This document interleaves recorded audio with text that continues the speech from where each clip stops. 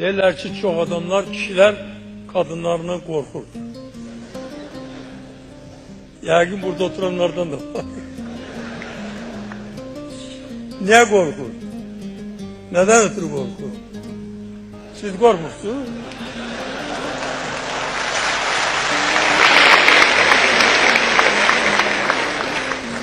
Niye korkur? Neden ötürü korkur? Çünkü kadın hemşe çalışır ki aile sağlam olsun. Ekseriyeti kadınların ailenin ahlakını korur. Ekseriyet. Ama korumayanlar da var. Ahlakını korurlar.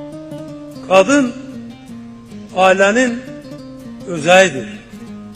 Aileni saklayan bir vasıtadır. Ona göre de kadınlar bütün cemiyette bizim çok əhəmiyyətli rol oynuyorlar. Tek elə bir devlet işlerinde yaxud da ki biznesde falan da yok. Evde oturup ailesini saxlayır. Öz ailesiyle məşğuldur. Ama onun da xidməti ondan ibarətdir ki onun uşaqları sağlam böyüsünlər. Xidmət ondan ibarətdir ki, onun əri gedib işkiyə qaşılmasın. Onun həyat yoldaşı pis yola düşməsin. Bax, bunlar hamısı kadınların ailədə rolunu göstərir.